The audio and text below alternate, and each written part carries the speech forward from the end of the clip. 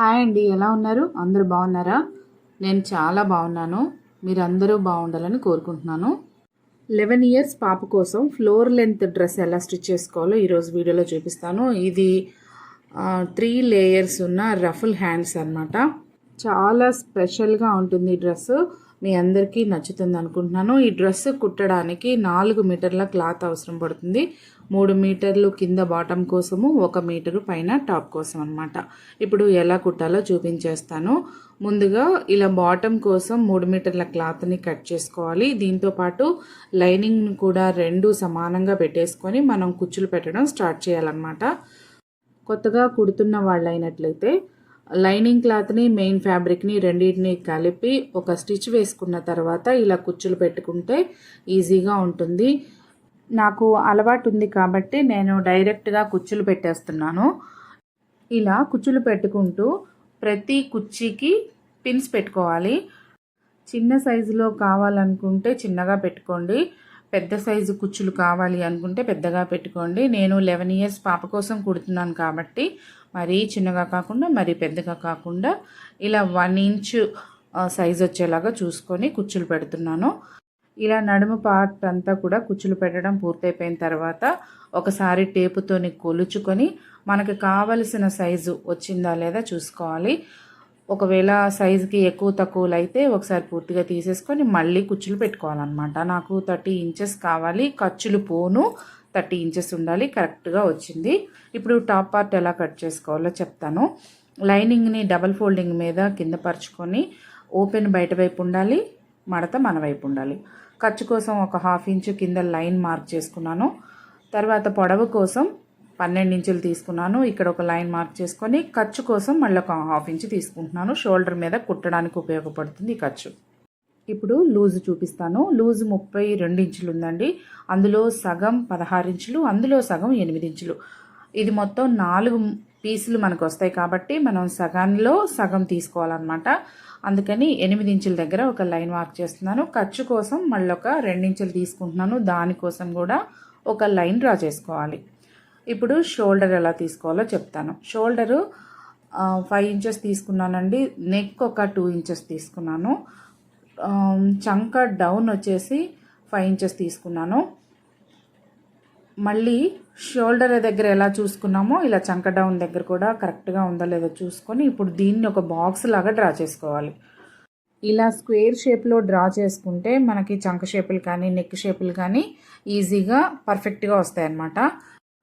ఈ డాట్ దగ్గర నుంచి చంక డౌన్కి క్రాస్గా, షోల్డర్ దగ్గర నుంచి డాట్ వరకు క్రాస్గా ఇలా చంక షేప్ని డ్రా చేసుకోవాలి. ఇప్పుడు నెక్ కోసం నేను 5 ఇంచెస్ తీసుకున్నానండి. నెక్ డౌను ఈ షోల్డర్ దగ్గర నుంచి నెక్ డౌన్ దగ్గరికి ఇలా వి షేప్లో డైరెక్ట్గా క్రాస్గా డ్రా చేసుకొని ఇప్పుడు దీన్ని కొంచెం కర్వ్ షేప్ తీసుకుంటున్నాను. మరి డైరెక్ట్ వి షేప్ అంటే చూడటానికి బాగుండదు. కొంచెం కర్వ్ షేప్ అయితే చూడటానికి చాలా బాగుంటుంది. నెక్ ఏ షేప్లో తీసుకోవాలి అనేది మన ఇష్టం అన్నమాట. ఇప్పుడు చంక లూజు కరెక్ట్గా ఉందా లేదా చూసుకున్న తర్వాతే మనం కట్ చేసుకోవాలండి. బాడీ లూజ్లో సగానికి నడుము దగ్గర ఒక డాట్ మార్క్ చేసుకోవాలి. కొలతలు పర్ఫెక్ట్గా ఉన్నాయి కాబట్టి దీన్ని మనం యాజ్ ఇట్ ఈస్గా కట్ చేసుకోవచ్చు. ఇలా కట్ చేసిన తర్వాత దీన్ని బేస్ చేసుకొని మనం బ్యాక్ పార్ట్ని కూడా కట్ చేసుకోవాలి. ముందుగా ఒక 1/2 ఇంచ్ ఇలా లైన్ మార్క్ చేసుకోవాలి. ఇటువైపున మనం నెక్ పార్ట్ వేసుకోవాలి. మన వైపుకి చంక పార్ట్ ఉండేలా చూసుకోవాలి. ఇలా ఫ్రంట్ పార్ట్ వేసేసి యాజ్ ఇట్ ఈస్గా ఎలా అయితే మనం కొలతలు తీసుకున్నామో అదే విధంగా దీన్ని కట్ చేసుకోవాలి. ఇప్పుడు బ్యాక్ నెక్ కట్ చేసుకోవడం కోసం 1 ఇంచు తీసుకుంటున్నాను. ఒక 1/2 ఇంచ్ ఏమో ఖర్చు కోసం, ఒక 1/2 ఇంచ్ నెక్ కోసం. దీన్ని ఇలా చక్కగా రౌండ్ షేప్ ఒకటి డ్రా చేసుకొని కట్ చేసుకోవాలి. షోల్డర్ దగ్గర ఇలా క్రాస్గా ఒక 1/2 ఇంచు కట్ చేసుకోవాలండి చంక వైపున. ఫ్రంట్ పార్ట్ చంక డౌన్ కూడా ఒక 1/2 ఇంచు తీసుకోవాలి. ఇలా తీసుకున్న తర్వాత నడుము దగ్గర మనం సెంటర్లో ఒక డాట్ పెట్టుకున్నాం కదా, ఈ డాట్కి అటువైపు ఒక 1/2 ఇంచు, ఇటువైపు ఒక 1/2 ఇంచు మార్క్ చేసుకొని నడుము జాయింట్ దగ్గర కూడా ఒక 1 ఇంచ్ ఇలా మార్క్ చేసుకొని చూడండి వీడియోలో చూపిస్తున్నా కదా, ఇలా క్రాస్గా ఒక లైన్ డ్రా చేసుకోవాలన్నమాట. ఇప్పుడు దీన్ని కట్ చేసుకోవాలి. ఇలా నడుము జాయింట్ల వైపు క్రాస్గా కట్ చేసుకుంటే నడుము దగ్గర షేప్ చాలా బాగా వస్తుందండి.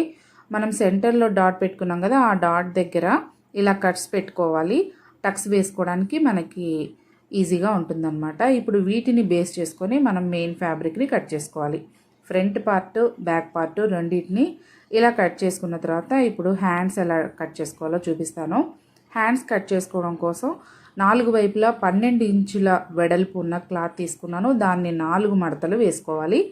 ఇది 6 ఇంచులు వెడల్పు వస్తుంది కదా, 4 మడతలు వేసుకుంటే ఇలా సెంటర్లో ఫోల్డింగ్ దగ్గర 6 ఇంచెస్ దగ్గర టేప్ పెట్టేసి, చూడండి ఇలా వీడియోలో చూపిస్తున్నాను కదా, టేప్ని ఇలా రౌండ్గా జరుపుతూ వెళ్తుంటే మనకి రౌండ్ షేప్ వచ్చేస్తుంది. ఈ షేప్ని మనం కట్ చేసుకోవాలి.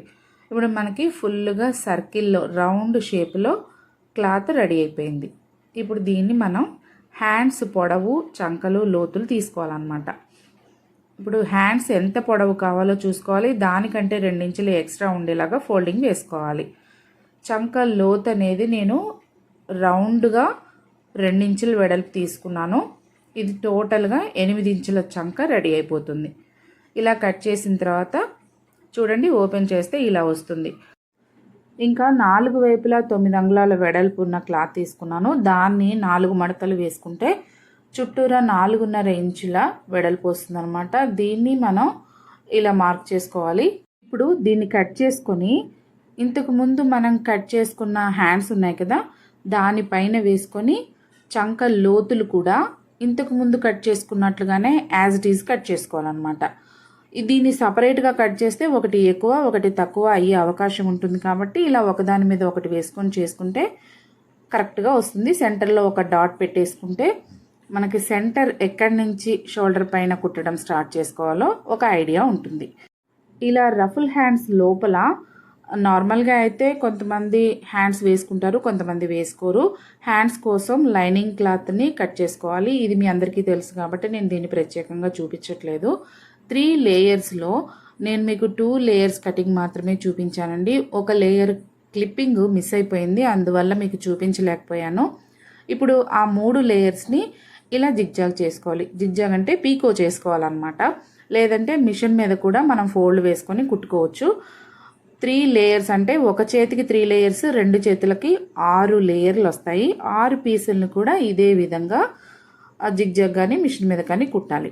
ఇప్పుడు వీటిని ఎలా సెట్ చేసుకోవాలో చూపిస్తాను. ముందుగా పెద్ద లేయర్ వేసుకొని సెంటర్లో డాట్ ఉంటుంది కదా, ఆ డాట్ పైన సెకండ్ లేయర్ డాట్ కలిసేలాగా ఒకదానిపైన ఒకటి పెట్టుకోవాలి.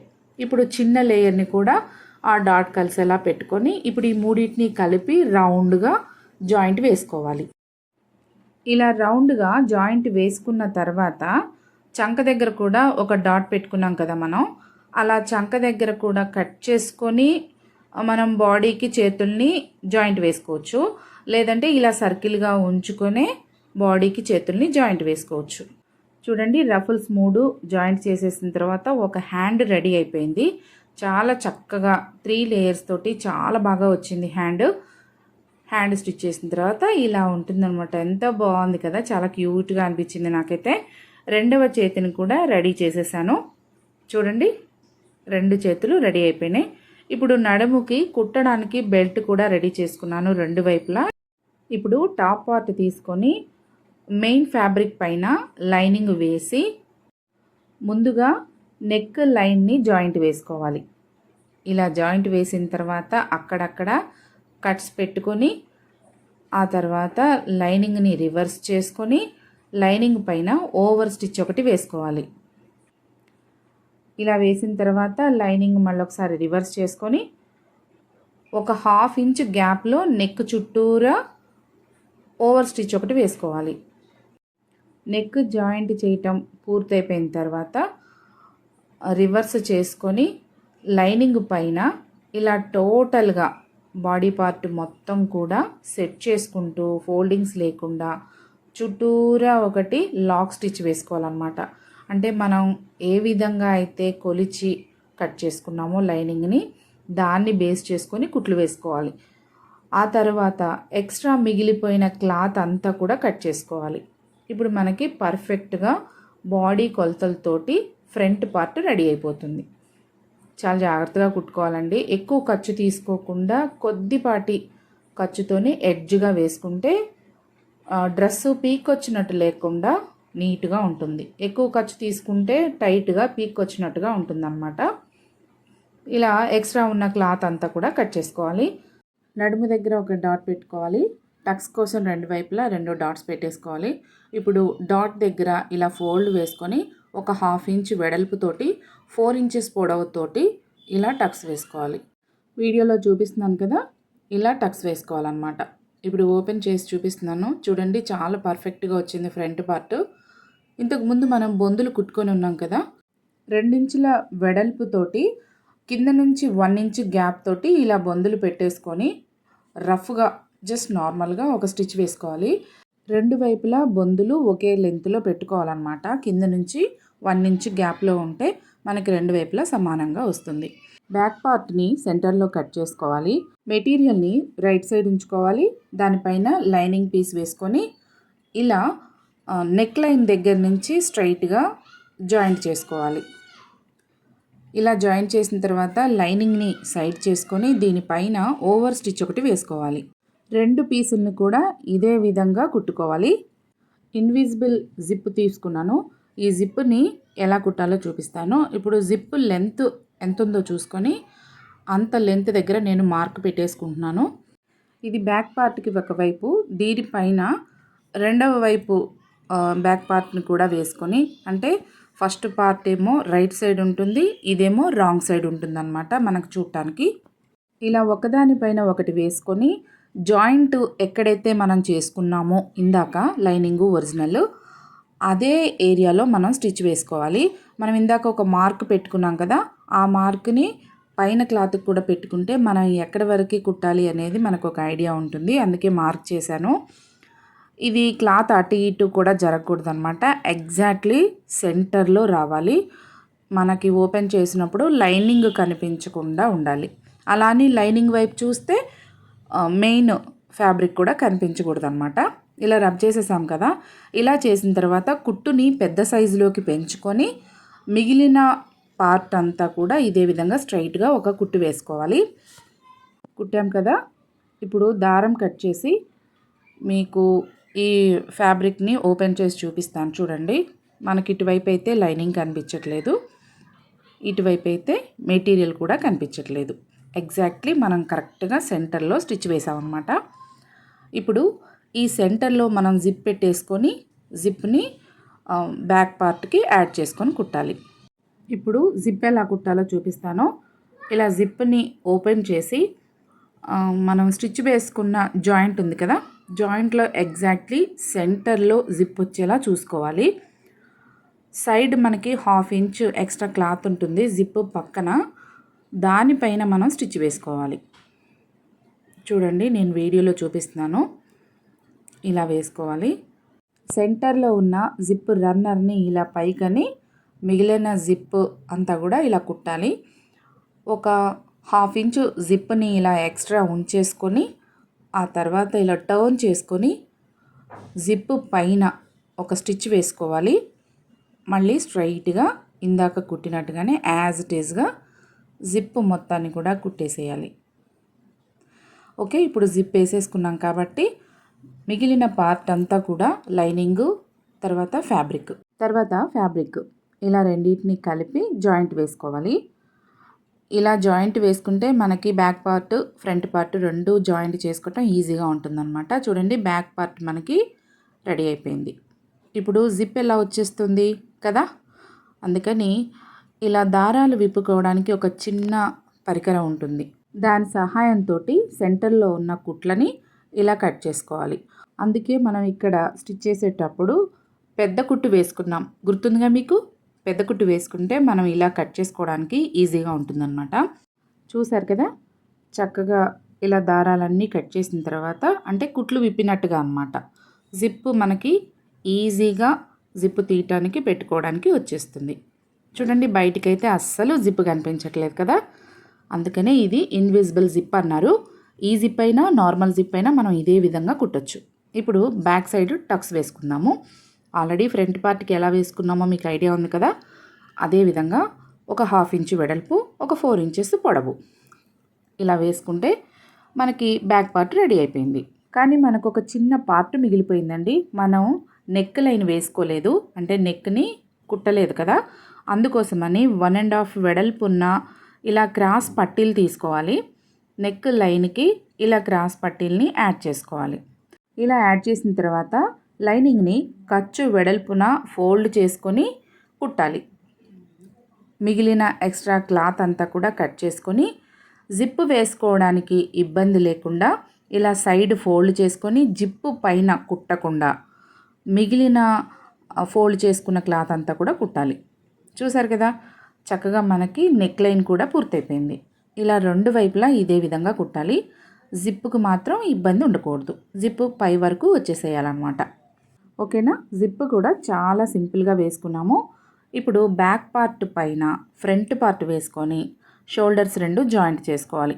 షోల్డర్స్ జాయింట్ చేసుకునేటప్పుడు ఎక్కువ తక్కువ లేకుండా కరెక్ట్గా షోల్డర్స్ 2 కలుపుకొని అది నెక్ లైన్ నుంచి కలుపుకోవాలి. అప్పుడు సమానంగా వస్తుందన్నమాట. ఎక్కువ తక్కువ ఉన్నా కూడా మనకి చంక పార్ట్ వైపుకి వెళ్ళిపోతుంది.